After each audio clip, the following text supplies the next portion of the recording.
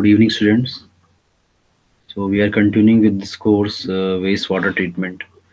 So this is our lecture number 6, I think. So we were left with this numerical of BOD. ठीक है, उसके बाद एक ये छोटा सा और एग्जांपल है. See this: if 2.5 ml sewage is diluted to 250 ml of that water, and DO at beginning of the BOD test was 8 milligram per liter and the 5 milligram per liter after 5 days incubation, and find the BOD of the raw sewage. Okay, this is the simple example, simple numerical. Okay, this kind of question may come in the ESC engineering services 1 or 2 marks, right? Means 2 marks. और gate में ये 1 marks में भी आपका जो है that may ask 1 marks question. Okay, so dilution factor is diluted sample divided by the raw sewage, right? तो diluted sample कितना है 250, raw है आपका 2.5. dilution factor will be 250 over 2.5, that is 100. so BOD at 5 days standard क्या होता है हमारा? initial DO minus final DO into dilution factor. ठीक है, तो फाइनल इनिशियल DO इतना हो गया, फाइनल इतना हो गया इंक्यूबेशन के बाद. ठीक है, इंटू 100. तो 8 माइनस 5 इंटू 100, ये आ गया आपका 300 मिलीग्राम पर लीटर. तो इस तरह से एक स्मॉल एग्जांपल भी आपका आ सकता है. One more type we can see here. इस तरह से भी पूछा जा सकता है. ये गेट में आपका जो है 2 मार्क्स क्वेश्चन इस तरह का आ सकता है भाई. Get 2 marks, right? थोड़ा सा उसमें 2 स्टेप प्रोसेस है. That's why they are asking that 5 day BOD at 30 degrees Celsius, temperature is 30 degrees Celsius. Okay, BOD of the sewage sample is 110 milligram per liter. So BOD यानी Y at 5 days for 5 days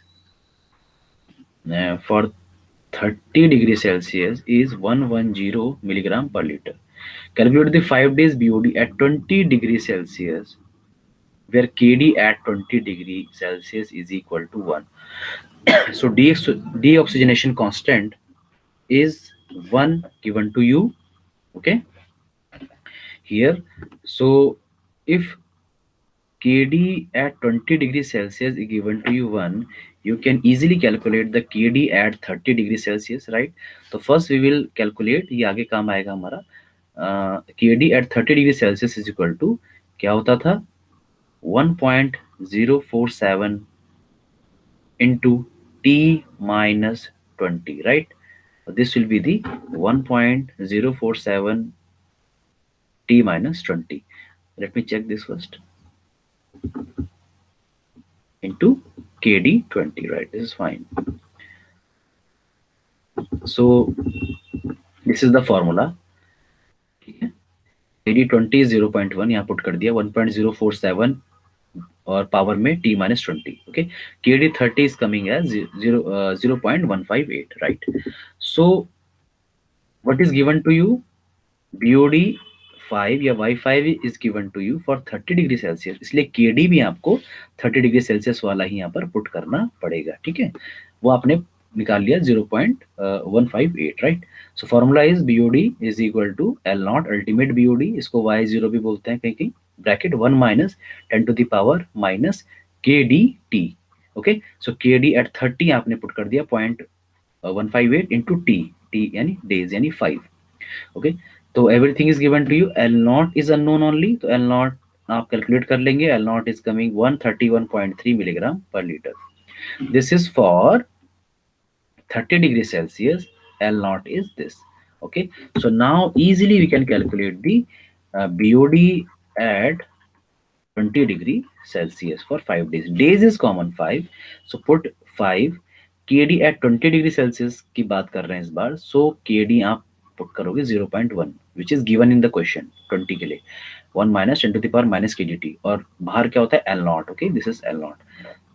L naught हमको चाहिए था. Okay, L naught was required. L naught we have calculated already, 131.3 milligram per liter. So L naught this time we have, and we have 1 minus 10 to the power minus KDT. So easily we can find the BOD at 5 days at 20 degree Celsius is equal to 89.8 milligram per litre. तो इस तरह से भी question आ सकता है कि पूछा आपके 20 डिग्री सेल्सियस में 30 में निकालना है, ठीक है, और 30 में गिवन है 20 में निकालना है। केडी का कन्वर्जन आपको ये वाला फॉर्मूला इंपॉर्टेंट है, this formula you must remember this formula, right. Then after this एक दो ये रेशियो की वैल्यूज हैं, ये भी ऑब्जेक्टिव क्वेश्चन में आ सकता है। BOD by COD ratio. What is the BOD by COD ratio? It helps in analyzing the quality of sewage, not quantity, quality of sewage with respect to the type of organic matter present in the system or wastewater, which helps or and it is with and which helps students decide the further treatment process. तो BOD by COD ratio आपको ये बताता है कि आपका sewage कैसा है, उसकी क्वालिटी कैसी है, और ये हम इसलिए पता लगाते हैं सो दैट हमें किस तरह का ट्रीटमेंट आगे प्रोवाइड करना है। Other we have required the all treatment units और we can skip some units, है ना। तो इस तरह से डिजाइन ऑफ यूनिट्स के लिए ये रेशियो भी एक सिग्निफिकेंस रखता है। जैसे कैसे, if the BOD by COD is greater than 0.8, if it is greater than 0.8 means BOD is significant as compared to COD. The treatment can be done biologically. Okay, BOD की value अच्छी खासी है, 0.8 से बड़ा है का मतलब होता है 0.9 है या 1 है मीन्स ऑलमोस्ट इक्वल है, then the treatment can be done biologically, है ना, biochemically, biologically, biochemically basically it should be written here biochemically, ठीक है, बायोकेमिकली।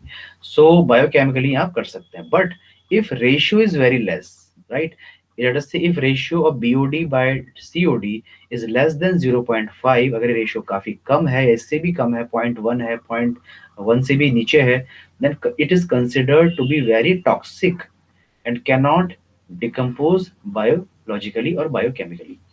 मतलब हो गया अगर BOD रेशियो कम है मतलब BOD क्या हो गया, वेरी वेरी लेस हो गया एज कंपेयर टू COD। तो इसमें बायोडिग्रेडेबल भी है और नॉन बायोडिग्रेडेबल सब्सटेंस भी मौजूद हैं, राइट। इसमें इंडस्ट्रियल सीवेज भी आ सकता है, नॉन बायोडिग्रेडेबल भी हैं, सब हार्मफुल केमिकल्स भी इन्वॉल्व हैं। तो इन सच केस आपको फुल ट्रीटमेंट करना पड़ेगा, ओनली बायोकेमिकल ट्रीटमेंट से काम नहीं चलेगा। Okay, got it, this is the point here. फिर एक दो और छोटी छोटी डेफिनेशन है, इंपॉर्टेंट है, इनके बारे में पूछ सकते हैं। What is the population equivalent? Population equivalent को हम बेसिकली रिलेट कर रहे हैं अपने इंडस्ट्रियल सीवेज से, right. We are comparing the BOD of per capita per person with the industrial sewage. Okay, I am repeating again in single line. We are comparing BOD of per capita per day, domestic BOD of per capita per day with respect to the industrial BOD, और जिस factor से हम compare कर रहे हैं that factor is nothing but population equivalent, ठीक है। Definition है, देखिए, average standard BOD of domestic sewage is 80 ग्राम पर कैपिटा पर डे। तो जो स्टैंडर्ड BOD स्टैंडर्ड BOD जो बताया गया है डोमेस्टिक सीवेज का, दैट इज 80 ग्राम पर capita per day. The number of individual releasing BOD at the rate of average standard BOD of domestic sewage, that is 80 gram per capita per day, is equivalent to that released by industries is termed as population equivalent। मतलब जितना BOD domestically लोगों ने produce करा 80 ग्राम पर capita per day, उस standard के comparison में वो कह रहे हैं कि इंडस्ट्रियल BOD कितने टाइम्स है, वो कितना गुना है इसके, that times is called is जो इतना मल्टीप्लिकेशन फैक्टर है, दैट वो क्या है, that is population equivalent. Okay, so what it indicates, population equivalent indicates और signifies the strength of industrial sewage. Industrial sewage की स्ट्रेंथ बताता है। इसका अर्थ क्या हुआ कि मान लीजिए पॉपुलेशन इक्विवेलेंट की वैल्यू लेस है, कम वैल्यू है, इसका मतलब हुआ कि domestic sewage is dominant than industrial sewage. और इफ पॉपुलेशन इक्विवेलेंट की वैल्यू ज्यादा है, इट मींस इंडस्ट्रियल सीवेज का BOD is dominating on domestic BOD, industrial sewage ज्यादा कंट्रीब्यूट कर रहा है as compare to domestic. So based on treatment किस डायरेक्शन में जाना चाहिए, that can get a idea of the treatment. Okay, so this is the population equivalent, right.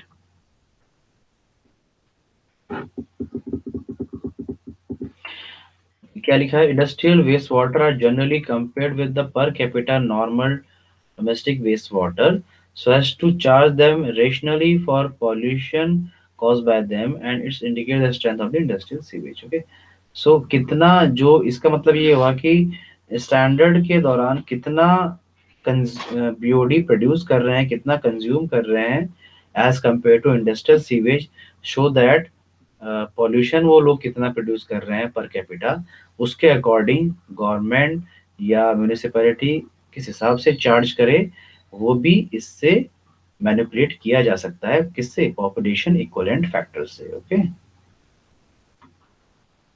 एक small example, जैसे लेट अस से if BOD 5 of a industrial sewage is 300 kg per day। okay, if the BOD of industrial sewage is 300 kg per day, so what will be the population equivalent? The population equivalent will be 300 kg per day divided by the standard domestic BOD, that is 80, क्या था वो, 80 ग्राम पर capita per day. Okay, ग्राम में है, ऊपर kilogram में है, ठीक है, तो इसको कन्वर्ट करेंगे किलोग्राम में तो इट विल कम 0.08 kg पर capita per day. Okay, so KG per day will cancel out, और ये आ रहा है लेटर से 3750। तो what is the unit of this, capita ऊपर आ गया है ना, तो 3750 कैपिटा, इतना पॉपुलेशन इक्वलेंट पॉपुलेशन को दर्शाता है। ठीक है, next is the relative stability. Relative stability क्या है भाई, इसको डिनोट करते हैं एस सफिक्स में T, ratio of the oxygen available in effluent to the total oxygen required to satisfy its first stage BOD. First stage BOD का मतलब हो गया कार्बोनेशियस डिमांड सेटिस्फाई करने के लिए कितनी ऑक्सीजन अवेलेबल है सिस्टम में, एफ्लुएंट में, और टोटल कितनी ऑक्सीजन उसको रिक्वायर्ड है, उसका रेशियो अगर आप निकाल लें, that ratio is called relative stability. मतलब मान लीजिए थ्योरेटिकल मीनिंग क्या हो गया इसका, फिजिकल मीनिंग ये हो गया कि अगर ऑक्सीजन अवेलेबल इज मोर, अगर oxygen available is more higher, तो एरोबिक बैक्टीरिया के लिए ऑक्सीजन अवेलेबल ज्यादा है डिकम्पोजिशन करने के लिए, तो हम बोलेंगे भाई ये रिलेटिवली स्टेबल सीवेज है, इसकी स्टेबिलिटी अच्छी है। अगर जो इसमें ऑक्सीजन कम है और रिक्वायर्ड ऑक्सीजन ज्यादा है, ओके, तो रेशियो ऐसा है कि रेशियो कम आ रहा है, रिक्वायर्ड ऑक्सीजन ज्यादा है, डिनोमिनेटर ज्यादा है, इट मींस उसमें ऑक्सीजन की क्या होगी, डेफिशिएंसी हो गई, तो उसमें डिकम्पोजिशन उतना अच्छे से कैरी नहीं हो पाएगा, तो हम बोलेंगे it is not a kind of stable sewage. तो स्टेबिलिटी बताता है ये रेशियो।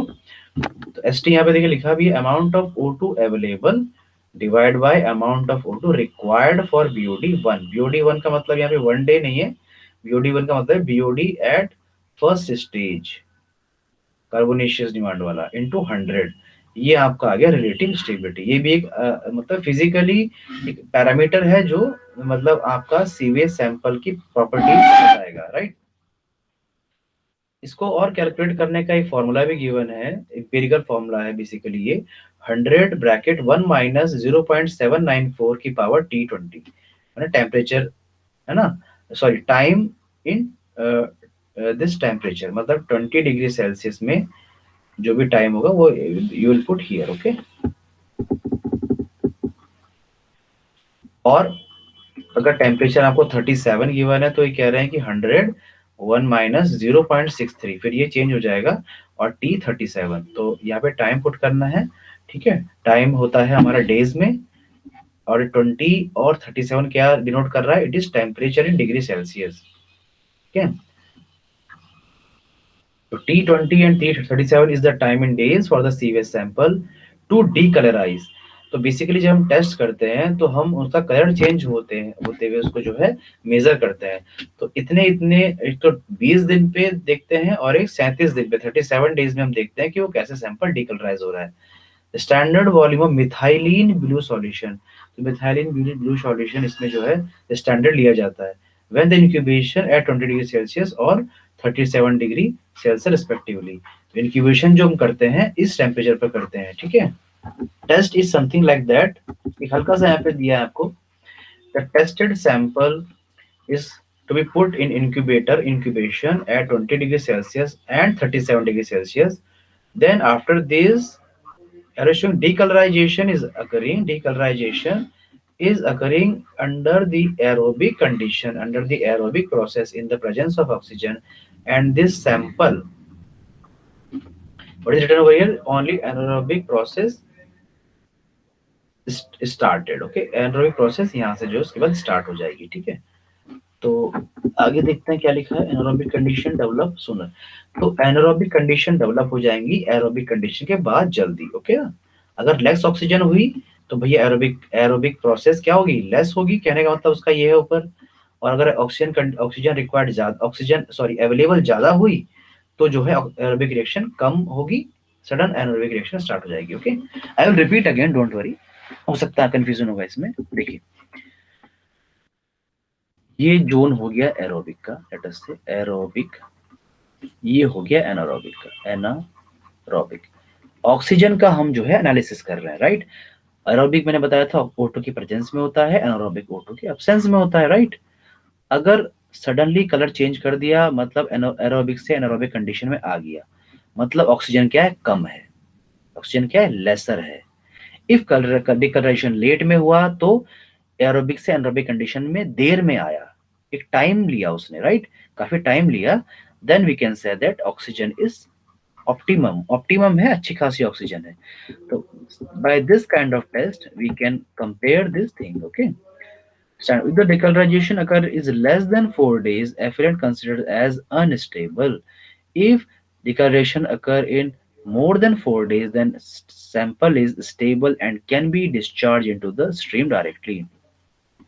अब वो कह रहे हैं कि इफ डिकलराइजेशन अगर 4 से ही कम दिन में हो जाता है, देखो मैंने ऊपर क्या कहा है कि 4 से कम दिन में हो जाएगा, मतलब कम समय में अगर डिकलराइजेशन हो रहा है, it means that aerobic condition उसमें कम टाइम के लिए बन रही है, एनारोबिक एरोबिक के बाद एकदम एनारोबिक आ जा रही है ना, ऑक्सीजन की वैल्यू उसमें कम है, तो हम बोलेंगे it is unstable sewage. If days are 4 से ज्यादा है, डेज आर हाइयर, अगर डिकलरेशन एक लंबे समय के बाद हो रहा है, then sample is called as stable sample, because उसमें O2 की मात्रा सरप्लस है, सफिशिएंट है। और अगर सीवेज आपका स्टेबल है, देन यू कैन से आप उसको डायरेक्टली डिस्चार्ज कर दीजिए स्ट्रीम में, ओके। भाई अगर ऑक्सीजन सरप्लस है तो आप उसको डायरेक्टली क्या कर सकते हैं, अपनी स्ट्रीम में डिस्चार्ज कर सकते हैं। रिवर है, कोई भी स्ट्रीम है, उसमें आप डायरेक्टली डाल सकते हैं। तो जो रिवर में मछलियां वगैरह हैं, यू नो एक्वेटिक लाइफ है, फिशेज हैं, जो भी इसमें जीव हैं, उनको उससे कोई इफेक्ट नहीं होगा, दे कैन सर्वाइव। और अगर सीवेज आपका अनस्टेबल है, you can not put into direct, you can not put directly into the stream, है ना, you should go for treatment before the discharge, right. Bacteria वगैरह देखते हैं, सब माइक्रो ऑर्गेनिज्म के क्या टाइप्स होते हैं, आगे इनकी बातें हो सकती हैं। माइक्रो ऑर्गेनिज्म की बात करें तो micro organism can be classified into these bacteria, bacteria, fungi और protozoa, okay. Bacteria are active, right, as compare to this two thing. तो बैक्टीरिया को जो बोलते हैं वो बोलते हैं प्रोकैरियोट्स, और फंजाई और protozoa which is less active as compare to bacteria, उसको बोलते हैं यूकैरियोट्स, ओके। तो बैक्टीरिया के बारे में थोड़ा देख लेते हैं। Bacteria is 5 to 15 billion per liter of sewage. If sewage is quite unstable, then you can say the bacteria concentration in per liter is 5 to 15 billion. Okay, this is the single cell organism having different shape. What are the shape? Shape, इतनी सारी shape bacteria की होती है, just आपको पता होना चाहिए। किसी भी कॉम्पिटिटिव एग्जामिनेशन में ये थ्योरेटिकल क्वेश्चन आ सकता है। स्पेरिकल शेप को एक कोकाई बोलते हैं, स्ट्रेट रॉड शेप का हो सकता है, उसको बैक्यूलस बोलते हैं, स्पाइरल शेप का हो सकता है, इसको स्पिरिलम बोल सकते हैं, और कर्वी शेप का हो सकता है, इसको वाइब्रियो बोल सकते हैं। तो ये टेक्निकल क्या क्या बोलते हैं और रॉड शेप्ड को क्या बोलते हैं, इसको क्या बोलते हैं, ये आपको दिस थिंग आपको ये याद होनी चाहिए अच्छे से, ठीक है। ये क्वेश्चन आपका आ सकता है कॉम्पिटिटिव एग्जामिनेशन में। दूसरा बोल देते हैं कि पैथोजेनिक और नॉन पैथोजेनिक बैक्टीरिया। तो पैथोजन का मतलब है जो ज्यादा हार्मफुल है हमारे लिए, ह्यूमन हेल्थ के लिए। तो पैथोजेनिक मतलब ज्यादा हार्मफुल बैक्टीरिया, और नॉन पैथोजेनिक मतलब कम हार्मफुल बैक्टीरिया, ठीक है ना। बैक्टीरिया हमारे हर चीज में होते हैं, ठीक है। आप जनरल साइंस है कि बैक्टीरिया हमारे खाने से लेके हमारी स्किन से लेके हर चीज में होते हैं, बट इट डिपेंड्स कि वो बैक्टीरिया अच्छे हैं या बैक्टीरिया खराब है हमारे लिए। तो सम आर अच्छे, सम आर बैड, ओके। फैक्यूलेटिव क्या होता है जी, विच कैन सर्वाइव विद और विदाउट फ्री ऑक्सीजन। अच्छा, कुछ आप बोलते हैं एरोबिक बैक्टीरिया, मतलब हो गया कि that bacteria survive in presence of oxygen only. Then आप कहेंगे anaerobic bacteria, then you will say कि this bacteria survive in anaerobic condition, means in absence of oxygen. Third category is facultative bacteria. Such bacteria can survive with or without the free oxygen, means they are very flexible, they can survive with or without, okay। तो facultative bacteria क्या होते हैं ये आपको पता होना चाहिए, okay। तो what is the disposal of effluent, okay. Disposal कैसे कर सकते हैं हम। Disposal of sewage effluent, it is done by इधर डाइल्यूशन और by the disposing it into over the land. या तो इसको डाइल्यूशन करेंगे, डाइल्यूशन का मतलब भाई आप कैसे डाइल्यूट करोगे उसको। डाइल्यूशन का मतलब हो गया किसी नदी में डालेंगे, किसी सी के पास डाल देंगे, कोई कोई स्ट्रीम है वहां पर डाल देंगे, साफ पानी में डाइल्यूट कर देंगे, तो कंसंट्रेशन माइनर हो जाएगी, तो ज्यादा हार्मफुल नहीं होगा। या तो ऐसे कर सकते हैं, या फिर उसको लैंड पे स्प्रिंकलिंग कर सकते हैं और लैंड में उसको अंदर जो है चीजें को डिकम्पोज करवा सकते हैं लैंड में, राइट। तो या तो डाइल्यूशन करवाएंगे या लैंड में। डाइल्यूशन कैसे, देखिए लिखा है river, water, lakes, pond, sea वगैरह वगैरह। लैंड में एफिलिएंट इरिगेशन बोलते हैं, मतलब such fields are created, some crops और सम ग्रास हम करते हैं, और एफिलिएंट यहाँ पे इस तरह से स्प्रिंकलिंग कर देते हैं, दैट एक्ट एज मैन्योर, एक खाद की तरह काम करता है, और वो जो है प्लांट ग्रोथ को भी बढ़ाता है ना। बट उसकी कैरेक्टरिस्टिक हमको पहले चेक करनी होती है कि न्यूट्रिएंट रिच है, अमोनिया रिच है, न्यूट्रिएंट रिच है, फास्फोरस अमोनिया है, then fine, okay.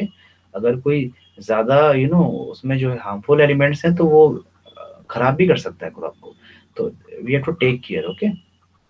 Sewage farming, ये this is also the one of the same thing. Farming मतलब वही लैंड वैंड पे उसको जो है यूज किया जाता है सीवेज को, एक मैन्योर के यूज में, ओके। तो disposal by dilution into the river water, है ना। रिवर वाटर में जब करते हैं तो self purification of river takes place, self purification by the following mechanism. बोले self purification in river, of river कह सकते हैं, in river of waste water takes place due to the following mechanism. तो कैसे कैसे मैकेनिज्म होता है, कैसे कैसे रिवर में अगर आपने सीवेज डाल दिया तो कैसे कैसे वो प्योर होगा, देखते हैं। First step is dilution and dispersion, मतलब it reduces the potential hazards of sewage effluent in the river system. Hazardous means the organic matter, means the BOD. It reduces the concentration of organic matter. मतलब ये कहना चाह रहे हैं कि first step तो मतलब क्या, कि मिक्सिंग करना, आपने मिक्सिंग कर दी, मतलब ये आपकी जो है रिवर जा रही है, this is the going river here, running stream, okay. इसमें इस तरह से जो है ये मान लीजिए रिवर है, इसमें इस तरह से पानी आपका जो ना रन कर रहा है, राइट। आपने यहाँ से सीवेज इसमें पुट कर दिया, सीवेज डाल दिया, सीवेज डाइल्यूट हो गया, है ना। तो ये बस ये चीज लिखे, हजार्डियस उसको कम कर दिया आपने, ज्यादा हार्मफुल से कम हार्मफुल बना दिया, कंसंट्रेशन कम हो गई। कंसंट्रेशन किसकी कम हो गई, ऑर्गेनिक मैटर की, है ना, डाइल्यूट हो गया वो चूंकि। Second one is the sunlight, now the role of sunlight कम।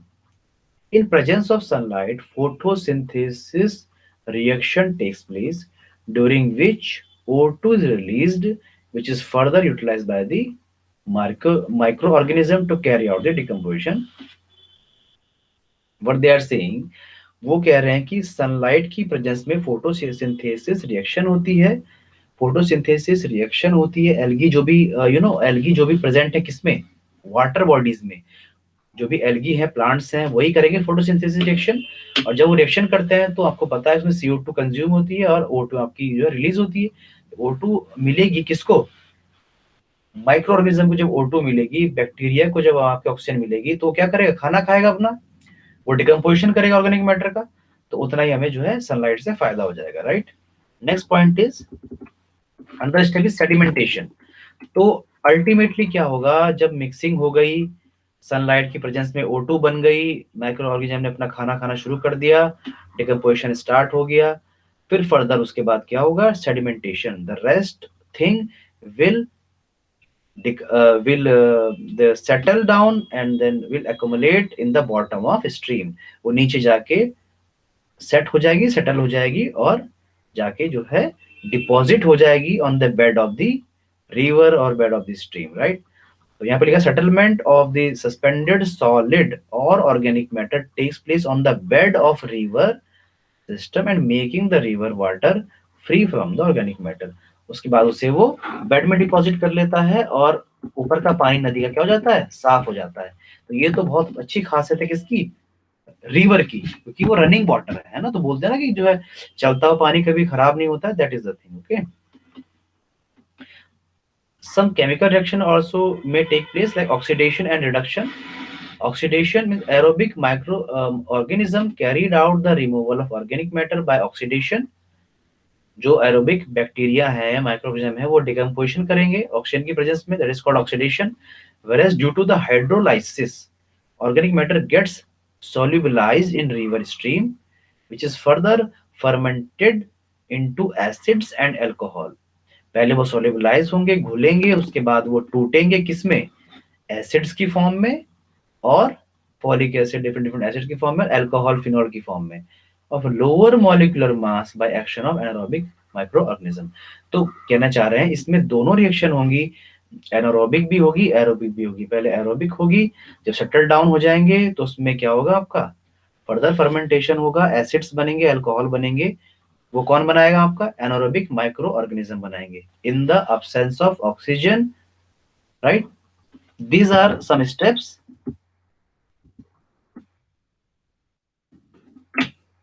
एक इस तरह से जोन ऑफ पॉल्यूशन भी पढ़ते हैं, zone of pollution in river. तो यही जो चीज हमने पढ़ी है, तो इसको अलग अलग जोन में कैरेक्टराइज कर दिया है बेसिकली इन्होंने। कि मान लीजिए ये कर्व आप देख रहे हैं, बहुत सिंपल चीज है, ये कुछ नहीं है। एक्स एक्सिस पे आपका टाइम है, एंड वाई एक्सिस पे आपका क्या, डीओ। डीओ क्या, आपकी डिजॉल्व ऑक्सीजन, किसकी, DO of stream, DO of river. तो क्या है कि बेसिकली ये कर्व देखिए, इस तरह से नीचे जा रहा है, फिर फर्दर ये ऊपर जा रहा है। चार जोन इन्होंने डिवाइड कर दिए, simple, first, second, third and fourth. आपने जो है यहाँ से क्यू एस क्या आ गया, आपने क्यू एस मतलब discharge, Q means the discharge, S इस सफिक्स में एस है, एस क्या डिनोट कर रहा है, आपका सीवेज। सीवेज आप यहाँ से डाल रहे हो, डिस्चार्ज कर रहे हो, राइट। ये आया, फर्दर सेकंड जोन में गया, एंटर किया, ठीक है, डिकम्पोजिशन होने से स्टार्ट हुआ। This zone is the zone of active decomposition. यहाँ पे अच्छे से डिकम्पोजिशन हुआ ऑर्गेनिक मैटर का, है ना। यहाँ से आने के बाद से क्लीन होना शुरू हुआ, और ये आपका प्रॉपर साफ सुथरा पानी यहाँ पे आ गया, राइट। डिकम्पोजिशन कहाँ पे होगा, जोन थर्ड में। मतलब माइक्रो ऑर्गेनिज्म ऑक्सीजन लेंगे और डिकम्पोज करेंगे। तो सब अगर पूछा जाए आपसे कि सबसे कम ऑक्सीजन कहाँ पर होगी, तो जोन 3 में होगी। इस जोन में सबसे कम ऑक्सीजन लेवल होगा। डीओ जो है, डीओ ऑक्सीजन है, वो यहाँ पर होगी मैक्सिमम, फिर यहाँ पे कम होगी, थर्ड में सबसे कम होगी, और वो फोर्थ में आते आते सही हो जाएगी। कौन, डिजॉल्व ऑक्सीजन, ठीक है। चार जोन डिवाइड करें, देखिए, zone of clear water, what is that, it is the first stage of river water before the mixing of sewage. First stage, initial stage, जहां पे मिक्स आपने किया है, जस्ट मिक्स किया है ना, उससे पहले कुछ नहीं है, साफ पानी है, राइट। सेकंड में डिग्रेडेशन होना शुरू होगा, तो second step is, second stages is zone of degradation. It is a zone founded at certain distance downstream point of the application of sewage effluent in the river stream due to the decomposition of organic matter taking place in this zone, so the depletion of DO taking place। okay, क्या कहना चाह रहे हैं कि भाई इस तरह से जब कर्व जा रहा है, तो कह रहे हैं पहला तो यहाँ पे खत्म हो गया, ये आपका सेकंड जोन है। यहाँ पे भी एक कह रहा है डीओ जो है आपकी डिजॉल्व्ड ऑक्सीजन आपकी डिक्रीज होती हुई दिख रही है, क्योंकि डिग्रेडेशन शुरू हो चुका है, डिकम्पोजिशन शुरू हो चुका है। अच्छा, इससे पहले इस वाली लाइन में इन्होंने ये कहा कि ये जो होगा वो थोड़ा सा डिस्टेंस पे होगा, यानी रिवर के इस पॉइंट पे या समुद्र के इस पॉइंट पे आपने सीवेज को फेंका डाला, तो कुछ डिस्टेंस ट्रेवल करने के बाद इसमें डिग्रेडेशन स्टार्ट हो जाएगा। ठीक है। Algae is not found in this zone but fishes में सर्वाइव। तो पहले जोन में एल्गी भी सर्वाइव करेंगी, फिशेज भी सर्वाइव करेंगी। सेकंड जोन में थोड़ा सा पानी क्या गंदा हो गया, डिकम्पोजिशन शुरू हो गया, तो एल्गी अभी प्लांट्स जो यहाँ पे मरने शुरू हुए, कहाँ पे, सेकंड जोन में। वो कह रहा है algae may not found in this zone but fishes में सर्वाइव। लेकिन इतनी ऑक्सीजन है कि जो है मछलियां सर्वाइव कर सकती हैं, फिशेज सर्वाइव कर सकती हैं। किसमें, सेकंड जोन की बात हो रही है अभी। तो ये मीडियम बैड हो गया है ना, मीडियम डर्टी हो गया you can say. Third zone जो इसके बाद आ रहा है, जो बिल्कुल डाउन में डीजोल ऑक्साइड पहुंच गई, उसमें डीओ बिल्कुल मिनिमम पहुंच चुकी है। तो इन दैट जोन क्या होगा, एल्गी तो पहले ही मर गए, प्लांट तो पहले मर गए, इसमें फिशेस भी सरवाइव नहीं कर पाएंगी इस पर्टिकुलर जोन में। तो algae may not survive, fishes also may not survive in the third zone. और फोर्थ में क्या हो जाएगा, पानी धीरे धीरे साफ होना शुरू हो जाएगा। ठीक है।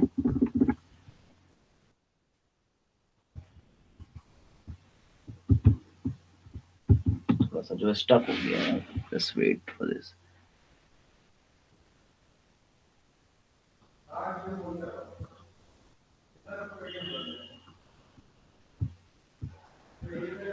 ओके सो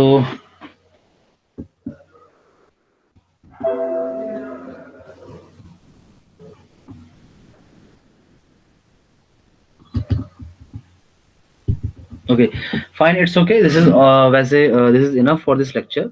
तो चार जोन पढ़ लिए बेसिकली, एक बार और बताता हूँ मैं। इस तरह से जोन हमने डिसाइड करे थे, 1 2 3 4। ठीक है। थर्ड जोन, सेकंड जोन में एल्गी सर्वाइव नहीं करेंगे, फिशेस कर सकती हैं। Third zone the dirtiest zone where fishes and algae both will not survive, and fourth will, the DO is recovering, Deol oxygen is recovering. तो डियोल ऑक्सीजन रिकवर कर जाएगी आपकी फोर्थ जोन में। ठीक है।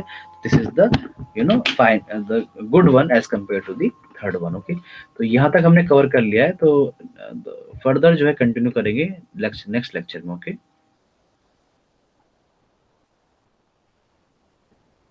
So thank you for this